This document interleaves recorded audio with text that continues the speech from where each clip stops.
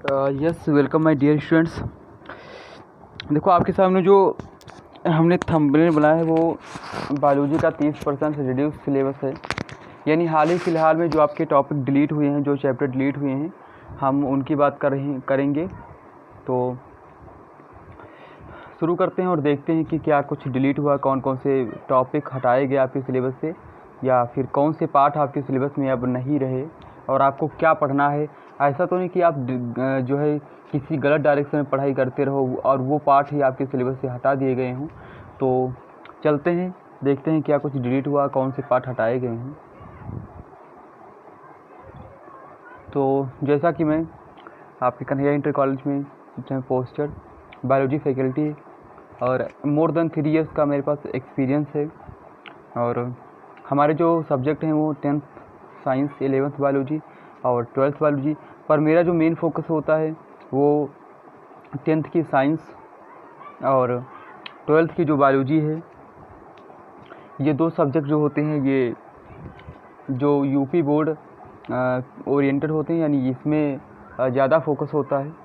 ऐसा नहीं कि बायोलॉजी पे कम फोकस करते हैं, पर 11th की बायोलॉजी भी जब नीट और किसी कॉम्पिटिटिव एग्जाम की जब आप तैयारी करोगे तो वहाँ पे इसकी भी रिक्वायरमेंट पड़ती है। यानी जो जड़ आपकी है वो 11th की बायोलॉजी है, पर जो मेन फोकस होता है यूपी बोर्ड के जो उनके एग्ज़ाम होते हैं तो मेन फोकस हाई स्कूल और 12th की बायोलॉजी पे होता है। तो ये 10th की साइंस और 12th की बायोलॉजी। बढ़ चलते हैं आगे। अब एनसीईआरटी न्यू सिलेबस कक्षा 12 जीव विज्ञान जो 30% आपका सिलेबस रिड्यूस हुआ यानी कम हुआ है। तो कौन कौन से टॉपिक कम हुए हैं वो हम बात करेंगे जी। अब आपको बताते हैं कि कौन से पर्टिकुलर टॉपिक जो हैं वो आपके सिलेबस में अब नहीं रहे हैं। जी बेटा जी, तो ये आपका डिलीटेड पोर्शन है क्लास 12th की बायोलॉजी का। पहला आपका है यूनिट जो आपकी 6 शुरू होती है, आपकी इकाई 6 शुरू होती है। जो कक्षा 12 का कोर्स है वहाँ पे इकाई 6 पड़ा हुआ है और वो आपका है रिप्रोडक्शन। तो रिप्रोडक्शन में बेटा जी पहला पार्ट जो था रिप्रोडक्शन इन ऑर्गेनिज्म वो हटा दिया गया है आपके कोर्स से, यानी पूरा चैप्टर ही हटा दिया गया है। उसमें से जो टॉपिक थे पहले चैप्टर के वो थे रिप्रोडक्शन। वो जो आपके टॉपिक हुआ करते थे reproduction, characteristic feature of all organism, of continuation of species, modes of reproduction.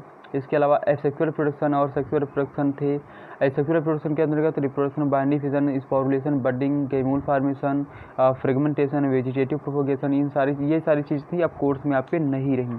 इसके अलावा जो पार्ट बात करें दूसरे यूनिट की, तो दूसरा यूनिट जो आपका जेनेटिक्स और एवोल्यूशन था, वहाँ से एवोल्यूशन को पूरी तरीके से हटा दिया गया है और आपकी केवल जेनेटिक्स बची हुई है। एवोल्यूशन आपको पूरी तरह से हटा दिया गया। एवोल्यूशन के सारे टॉपिक जो थे वो यहाँ पे हमने हाईलाइट कर दिए हैं। बायोलॉजिकल एवोल्यूशन, इसके अलावा पैलियोंटोलॉजी, कंपैरेटिव एनाटॉमी, एम्ब्रियोलॉजी और मॉलिक्यूलर एविडेंसेस, डार्विन्स कंट्रीब्यूशन जो था, चार्ल्स डार्विन, ये सारी चीज़ें यानी पूरा एवोल्यूशन चैप्टर को ही रिमूव कर दिया गया है। इसके अलावा अगली जो आपकी यूनिट है वो बायोलॉजी एंड ह्यूमन वेलफेयर, यहाँ से आपका जो चैप्टर नंबर 9 है strategies for enhancement in food production, है ना। यानी इसमें आप एनिमल हस्बेंड्री के अंतर्गत आप पढ़ते थे पोल्ट्री, है ना, मधुमक्खी पालन, है ना, मुर्गी पालन, ये सारी जो आप पढ़ते थे ये भी। और इसमें कुछ टॉपिक आपके प्लांट ब्रीदिंग के भी थे, वो सब चीज़ें अब हटा दी गई हैं आपके कोर्स से, यानी पूरा चैप्टर 9 वाला भी हटा दिया गया। इसके अलावा जो आपकी यूनिट 10th थी इकोलॉजी एंड इन्वायरमेंट, यहाँ से 2 चैप्टर जो है हटा दिए गए हैं। एक तो आपका इकोसिस्टम हटा दिया गया है पूरी तरीके से, इकोसिस्टम अब आपके कोर्स में नहीं रहा। और जो आपका लास्ट चैप्टर था इन्वायरमेंटल इश्यूज, जहाँ पे आप पोल्यूशन के बात करते थे, जो आपके 7 टाइप्स के पोल्यूशन थे वो पूरा पार्ट हटा दिया गया है। तो ये तो जो था ये आपका यानी थ्योरी की बात थी, यानी थ्योरी में इतना हटाया गया है। अब हम बात कर लेते हैं कि आपके प्रैक्टिकल में भी कुछ टॉपिक हटाए गए हैं। तो बेटा जी प्रैक्टिकल में आपके जो कुछ टॉपिक हटाए गए हैं वो ऐसे हैं। अब आपको जो स्टडी करनी है वो जो पार्टिकुलेट मैटर की है, जो एयर में होते हैं 2 डिफरेंट साइड्स पे, जो जैसे 2 मैटर आप लोगे तो उनके मध्य में जो स्लाइड आप रखोगे वो भी हटा दिया गया है। इसके अलावा पॉपुलेशन डेंसिटी जो आपको क्वाड्रेट मेथड के द्वारा जब करवाते थे, यानी आपको एक धागा देकर जो हमने 12th में करवाया था इस बार, तो वो भी हटा दिया गया है। इसके अलावा पॉपुलेशन फ्रीक्वेंसी, यानी ये तीनों जो एक्सपेरिमेंट थे, ये आपके एक्सपेरिमेंट इकोलॉजी से थे, और इकोलॉजी में हटा ही दिया गया है पहले पार्ट को, तो ये आपके एक्सपेरिमेंट भी उसी से हटा दिए गए हैं। और दूसरा आपका स्पॉटिंग में भी कुछ हटा दिया गया, जैसे हम करवाते थे पोलन जर्मिनेशन करवाते थे ऑन स्टिग्मा पे, इसकी परमानेंट स्लाइड भी बनवानी थी तो इलेक्ट्रॉन माइक्रोस्कोप के द्वारा, तो ये एक्सपेरिमेंट भी अब हटा दिया गया है। इसके अलावा मेंडेलियन इनहेरिटेंस, जो आपके सीड का कलर और उसके साइज के आधार पर जो मेंडल ने वंशागत के नियम दिए थे, वो भी अब आपके एक्सपेरिमेंट से हटा दिया गया। इसके अलावा एक बहुत ही शानदार टॉपिक हुआ करता था, और मेरा फेवरेट भी टॉपिक था ये, कि कंट्रोल्ड पॉलिनेशन जो था, यानी इस इमेस्कुलेशन, है ना। इमेस्कुलेशन का मतलब जब कोई फ्लावर होता है, उस फ्लावर के काइलिक्स और पेटल और सेपल और ये सब हटा के केवल उसके सेक्सुअल पार्ट को ही रखना, ये आपका इमेस्कुलेशन कहलाता है। और ये भी अब आपके कोर्स से, यानी आपके सिलेबस से ये भी एक्सपेरिमेंट हटा गया है।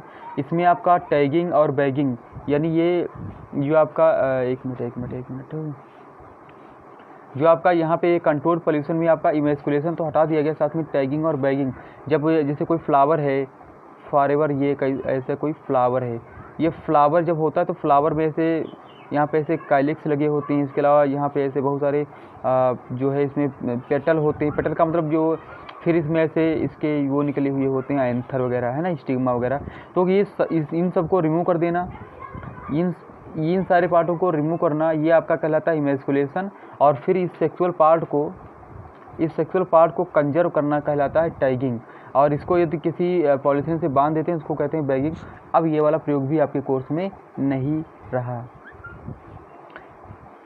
तो इतना आपके कोर्स से हटा दिया गया है। अब हम बात कर लेते हैं, अब बेटा जी हम बात कर लेते हैं कि अब आपके कोर्स में जो 70% जो पोर्शन आपका बचा हुआ है, वो आपको कौन कौन से टॉपिक आपके बचे हुए हैं, और आपको किस प्रकार से जो है अब आपको कौन से चैप्टर पढ़ने हैं। ठीक, यहाँ बेटा जी हम हिंदी में भी आपको बता देते हैं। देखो यहाँ पे साफ साफ लिखा हुआ है कि कोविड-19 महामारी के कारण जो शैक्षिक सत्र 2020 और 21 में समय से विद्यालय में पठन पाठन का कार्य ना हो पाने की स्थिति में जो आपका 30% जो सिलेबस कम किया गया, उसमें से देखो ये पहला पाठ आपका था जीओ में जनन, ये हमने हिंदी में भी इसको रखा है और इंग्लिश में, दोनों पोर्शन मतलब दोनों इकाई जो आपकी फर्स्ट थी जनन, उसमें से जीओ में जनन ये पूरी तरीके से हटा दिया गया है। और अनुवांशिकी और विकास जो आपका यूनिट दूसरा था, उसमें से आपको इवोल्यूशन यानी ये विकास वाला पार्ट आपको हटा दिया गया है। उसमें से ये सारे टॉपिक आते थे, ये सारे टॉपिक भी अब आपके कोर्स में नहीं हैं। इसके अलावा जो हम बात करेंगे जीव विज्ञान और मानव कल्याण की, तो इसमें से आपका जो ये खाद्य उत्पादन में वृद्धि और कार्य नीति थी, यानी ये वाला भी पोर्शन अब हटा दिया गया है, जिसको हम पाठ 9 कहते हैं, है ना। ये भी आपका हटा दिया। इसमें वही बताया था कि पशुपालन, मधुमक्खी पालन और single cell protein bio fortification, ये सारी चीज़ें, पादप प्रजनन, प्लांट ब्रीदिंग, ये सारी चीज़ें आपके कोर्स में नहीं हैं। इसके अलावा इकोलॉजी जो आपकी यूनिट 5 थी, इकोलॉजी में जो आपका इकोसिस्टम था वो भी पूरी तरीके से हटा दिया गया था। और जो आपका ये 16 नंबर का चैप्टर हुआ करता था पर्यावरण के मुद्दे यानी इन्वायरमेंटल इश्यूज, ठीक है, ये भी आपके कोर्स में अब नहीं रहा। ठीक, तो बहुत सारे जो स्टूडेंट्स थे वो हमको कमेंट्स करते थे और पूछना भी चाहते थे कि सर बता दीजिए, समझ में नहीं आता कि कौन से चैप्टर हट। तो हमने कहा यार क्यों ना एक वीडियो बना के बच्चों को समझा देते हैं और पता। तो आई होप आप लोगों को अच्छा लग रहा होगा। अब सारी चीज़ें एकदम क्लियर हैं, परफेक्ट हैं, और आपको किस जो है गाइड मतलब किस रास्ते पे आपको चलना है, ठीक है, आपको गाइडेंस करना मेरा कर्तव्य है। तो हमने सोचा यार क्यों ना कुछ किया जाए, ठीक है। तो आप सारी चीज़ें बच्चे क्लियर हैं। अब कोई डाउट आपको हो तो भी आप हमको मैसेज कर सकते हो, ठीक है, हम आपको हर एक डाउट्स को ज़रूर क्लियर करेंगे। तो ये आप ये हटा दिए गए हैं। इसके अलावा जो हम देखो यहाँ पे सारे प्रदूषण भी हटा दिए गए हैं, और वही इसमें लिखा भी गया कि पाठ्यक्रम से हटाए गए।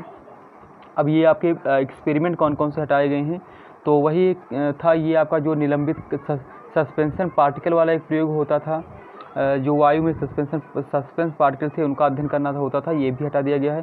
क्वाड्रेंट के द्वारा जो है पॉपुलेशन डेंसिटी को मापा जाता है, ये आपका इकोसिस्टम के अंतर्गत आता था, ये भी हटा दिया गया है। इसके अलावा फ्रीक्वेंसी यानी कि ये दोनों प्रयोग इकोसिस्टम के थे, इनको भी हटा दिया गया है। इसके अलावा जो स्पार्टिंग में था, स्पार्टिंग के अंतर्गत जो ये 3 प्रयोग थे वो हटा दिए गए हैं। एक तो जो आपका इमेस्कुलेशन था वो हटा दिया गया है। इसके अलावा एक स्थायी स्लाइड बनानी होती थी पराग जो पॉलन जर्मिनेशन की थी वो भी हटा दिया गया है। और मेंडल के नियम की जो वंशागत थी पहले नियम की, यानी मतलब जो रंग और बीज के आकार की सहायता से जो मेंडल के वंशागत का नियम अध्ययन करना था वो भी अब जो है आपका कोर्स से आपके रिमूव कर दिया गया, यानी हटा दिया गया है। देखिए ये जो काम है कोविड-19 महामारी के लिए की वजह से किया गया है। और ठीक है, तो हमने सोचा क्यों ना जो है आपको जानकारी दी जाए। अब आपके कोर्स में जो बचा हुआ है वो तो बचा ये है कि अब आपके कोर्स जो है उसमें 70% कोर्स जो है आपका 30% हटाने के बाद 70% जो कोर्स आपका बचा वो जीव विज्ञान का इस प्रकार से रहा। तो सबसे पहले थ्योरी में क्या जो है अब बचा हुआ है, तो अब भी जो आपका मार्किंग है वो इस प्रकार से है। शीर्षक आपके हैं जनन, और जनन में जो आपके जो मार्क्स हैं वो 14 मार्क्स का ये पोर्शन आएगा। आनुवांशिकी और विकास की बात करें तो ये आपका 18 मार्क का आएगा, यानी सबसे ज़्यादा मार्क्स जो है यही पोर्शन कैरी करता है। और इस समय जो है यही हम पढ़ा भी आपको रहे हैं। इसमें से आनुवांशिकी सिर्फ बचा हुआ है और विकास जो है आपका अब हट गया है। जीव विज्ञान और मानव कल्याण की बात करें ये आपका 14 नंबर का आता है। जैव प्रौद्योगिकी एवं उसके अनुप्रयोग ये आपका आता है 10 नंबर का, और यहाँ से कोई भी टॉपिक हटाया नहीं गया है। क्यों ऐसा हुआ है? क्योंकि आगे जब आप करोगे, यानी जैसे आप बीएससी करोगे तो वहाँ पर भी ये आपको मिलेगा पढ़ने को, और एमएससी में तो ये बहुत ही ज़्यादा कोट के भरा हुआ है। इस वजह से इसका एप्लीकेशन आगे भी है, और इसी वजह से इसमें से कोई भी पार्ट कम नहीं हुआ है। और आपका पारिस्थितिकी एवं पर्यावरण की बात करें तो ये भी आपका 14 नंबर का आता है। ठीक, तो इतना सब आपका जो आप इसको सब जब ऐड करोगे तो आपका 70 नंबर का जो है आपका थ्योरी आता है। अब इसमें से बात कर लेते हैं कि कौन कौन से पार्ट अब आपके बचे हुए हैं। तो देखो इकाई फर्स्ट में जो जनन था उसमें से पहला पार्ट हटाने के बाद में दूसरा जो पार्ट आपका बचा हुआ है, 1 मिनट मार्कर चेंज कर लेते हैं। ये जो है आपका पुष्पी पौधों में लैंगिक जनन, ये अब आपको पढ़ना है। उसके अलावा तीसरा पार्ट है मानव जनन, ये आपको पढ़ना है, और जनन स्वास्थ्य, यानी अब आपके 3 पार्ट ये बचे हुए हैं। अब इकाई दूसरी अगर हम बात करें तो जो अनुवांशिकी था, अनुवांशिकी से विकास को हटाने के बाद अब ये आपका वंशागत और विविधता, इस पार्ट को हम अभी आपको पढ़ा रहे हैं। मेंडेलीय वंशागत ये भी हमने पढ़ लिया है, और मेंडेलीय अनुपात से विचलन था। ठीक, ये इस समय इसी पार्ट को हम पढ़ा रहे हैं, और सबसे ज़्यादा मार्क्स जो है यही कवर करता है। ये आपका 18 मार्क्स कैरी करता है, तो इसको ध्यान से पढ़िएगा। ठीक है, और इसके अलावा जो वंशागत का आणविक आधार है, इसके जो नेक्स्ट चैप्टर आता है, ठीक, वो अभी आपका है, को आपके कोर्स में बचा हुआ है। और जीव विज्ञान और मानव कल्याण जो इकाई थर्ड थी उसमें से मानव स्वास्थ्य और रोग, यानी ह्यूमन हेल्थ और डिजीज, ये पोर्शन अभी आपके कोर्स में है। मानव कल्याण में सूक्ष्म, ये सारे जो पाठ हम आपको बता रहे हैं ये आपके कोर्स में एज इट इज हैं, और आपको पढ़ने भी हैं।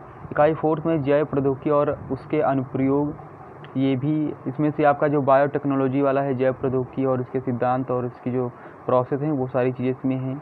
जैव प्रौद्योगिकी उसके उपयोग, यानी ये इसमें से कोई भी पार्ट कम नहीं हुआ है। जो आपका बायोटेक्नोलॉजी है इसमें से कोई भी पार्ट कम नहीं हुआ है। और लास्ट जो आपकी यूनिट होती है इकाई 5, जो आपकी इकोलॉजी के अंतर्गत आती है, उसमें से जीव और पर्यावरण, ये जो आपका पार्ट था ये भी बचा हुआ है।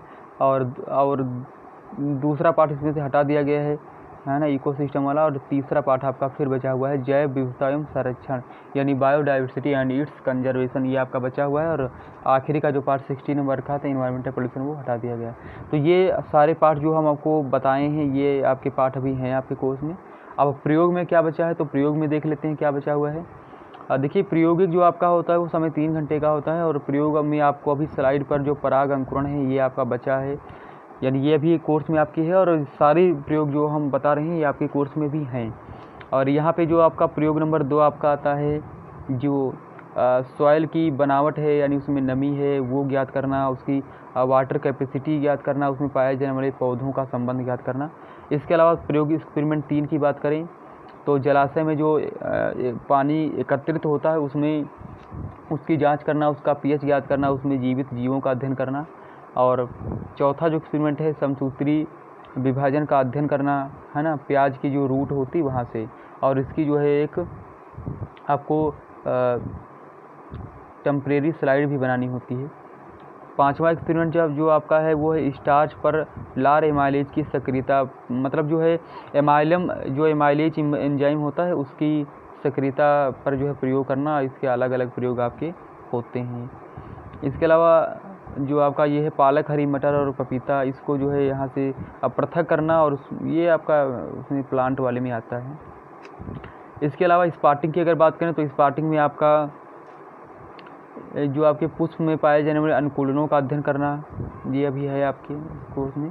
और इसके अलावा ये बहुत इंपॉर्टेंट प्रयोग है और काफ़ी बार जो है इसमें आता है कि वृषण और अंडाशय की अनुप्रस्थ काट आपको दिखानी होती है किसी भी स्तनधारी की। हालांकि हम जो बात करते हैं तो वहाँ पे रैबिट की एक्चुअली बात करते हैं, आपके कोर्स में दिया भी रहता है।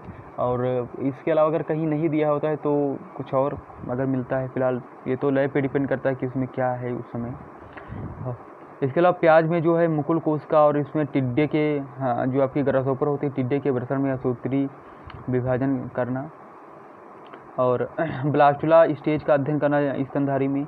और इसके अलावा जो आपकी पिडिग्री मेथड होता है यानी अनुवांशिकी में आप पढ़ोगे पिडिग्री मेथड, ठीक है, उसका भी अध्ययन अभी है। इसके अलावा स्थायी स्लाइडों यानी जो आपकी परमानेंट स्लाइडिंग होती हैं स्कैरिस की, एंटेमीबा की, प्लाज्मोडियम की, रिंग वर्म की, इनको पहचान करना, यानी स्पॉटिंग के पॉइंट ऑफ व्यू से ये सारे एक्सपेरिमेंट आपके हैं। और इसके अलावा जो आपका ये आपका है मारुदभिद, जो आपके जीरोफाइट्स होते हैं उनमें किस प्रकार से उनकी जो मार्फोलॉजी होती है यानी कि जो बाह्य संरचना होती है उनमें किस प्रकार से अनुकूलन होता है, ये भी अभी आपके कोर्स में है। और जली जो आप पॉन्ड इकोसिस्टम पढ़ते हो और उसका अध्ययन करते हो वो भी आपका है अभी कोर्स में। अब यहाँ पे बात कर लेते हैं मार्किंग किस प्रकार से अब आपके कोर्स में होगी। तो अगर प्रयोगिक की बात करें, प्रयोगात्मक परीक्षा में अगर कक्षा 12 जीव विज्ञान की बात करें तो आपका बाह्य परीक्षक जो होता है, ठीक है, बाह्य परीक्षक में आपका जो स्लाइड निर्माण होता है वो 5 नंबर का आएगा। स्पार्टिंग की बात करें वो 6 मार्क्स कैरी करेगा। और आप जो सत्रीय कार्य करते हो और आप वाइबा देते हो वो आपका 4 नंबर का होता है, यानी कुल मिलाकर योग आपका 15 यानी 15 नंबर का आप क्या होता है बाह्य परीक्षण आपका होता है। इसके अलावा जो आपका आंतरिक मूल्यांकन होता है तो आंतरिक मूल्यांकन में आप प्रयोग मतलब जो लिखते हो कॉपी के अंदर जो लिखते हो उसमें आप एक प्रयोग करते हो। आप प्रयोग 5, 6, 7, 8 में से कोई हो सकता है, वो आपको जब एट द टाइम आप जब आप प्रेजेंट होते हो उसमें बताया जाता है, वो आपका 5 मार्क का आएगा। एक लघु प्रयोग करते हो वो आपका 4 नंबर का आता है। और प्रोजेक्ट और इसके अलावा वाइबा यहाँ पे देते हो तो वो आपका आता है 6 मार्क का। कुल मिलाकर 15 नंबर का जो होता है बाह्य मूल्यांकन होता है और 15 नंबर का आंतरिक मूल्यांकन होता है। तो इस प्रकार से हमारा जो है ग्रांड टोटल होता है वो आपका 30 मार्क्स होता है। और इस प्रकार से छात्रों का मूल्यांकन किया जाता है। उसमें से इस बार क्या होगा, इस बार ये होगा कि ये आपका प्रसिद्धि लिखा हुआ है यहाँ पे 1 मिनट पढ़ लेते हैं, इसमें नोट करके कि इम्पॉर्टेंट टॉप जो है दिया हुआ है। ये लिखा है कि छात्रों का मूल्यांकन आंतरिक एवं बाह्य परीक्षक द्वारा संयुक्त रूप से किया जाएगा। अभ्यास पुस्तिका एवं प्रोजेक्ट कार्य परीक्षार्थियों द्वारा प्रसिद्धि प्रयोगात्मक परीक्षा के समय प्रस्तुत करना अनिवार्य होगा। यानी जो भी आप प्रोजेक्ट बनाओगे, जो भी इसी वजह से हम कहते हैं कि जो भी आपके फाइलें हैं वो अलग अलग बनाया करो। प्रोजेक्ट अलग होगा। आप जो भी एक प्रोजेक्ट तो देखो अपने आप में बहुत ही बड़ा इम्पैक्ट डालता है, लेकिन बच्चे मानते हैं वो बनाते नहीं हैं। तो प्रोजेक्ट है, इसके अलावा आपकी स्पार्टिंग की अलग कॉपी होनी चाहिए, एक्सपेरिमेंट की अलग कॉपी होनी चाहिए, हार्बेरियम की अलग कॉपी होनी चाहिए। तो ये सारा हम क्यों कराते हैं, ताकि जो है आपको अच्छे से पता चल पाए कि एक्चुअली है क्या। तो ये सारी होने के बाद में अब आपका जो इस बार मूल्यांकन होगा वो होगा क्या, लिखा कि व्यक्तिगत परीक्षार्थियों के प्रयोगात्मक परीक्षा। उसमें से अब ये होगा कि जो व्यक्तिगत परीक्षार्थियों की प्रयोगात्मक परीक्षा है तो उन विद्यालयों के संबंधित विषयों के अध्यापक या प्रधानाचार्य द्वारा आंतरिक परीक्षा के रूप में व्यक्तिगत परीक्षार्थियों को 50%, यानी अब आपको 50% मार्क्स जो है वो मिलेंगे टीचर के द्वारा। जो भी आपके टीचर या प्रिंसिपल जो आपके संस्था के हैं तो वो अब आपको 50% यानी मार्क्स आपका देंगे। वो मार्किंग अब आपकी होगी किसके द्वारा? वो मार्किंग अब आपकी होगी आपके अध्यापक जो आपके टीचर हैं या आपके प्रधानाचार्य हैं उनके द्वारा होगी। ये आपका आंतरिक मूल्यांकन के अंतर्गत आता है। और 50% जो आपके शेष बचे हुए हैं वो अंक अब आपको बाह्य परीक्षक द्वारा दिए जाएंगे। यानी 50 + 50 अब मार्किंग होगी। 50% आपको आपके स्कूल और कॉलेज की तरफ से मिलेंगे और 50% मार्क्स आपके होंगे जो आप वाइवा दोगे, ठीक, उसके द्वारा होंगे। तो ये आप कुल मिलाकर आपका इस प्रकार से सिनेरियो हुआ। तो आई होप आपको अच्छा लगा होगा, ठीक है, समझ में आया होगा कि इतना सिलेबस क्या में क्या रिड्यूस हुआ, आपका कोर्स क्या है, ठीक है, आपको क्या पढ़ना है। तो और आपके अभी प्रयोग जो जैसे कॉलेज ओपन होंगे आपके प्रयोग क्या कर रहे हैं, तो इसको अच्छे से देखिएगा, समझिएगा।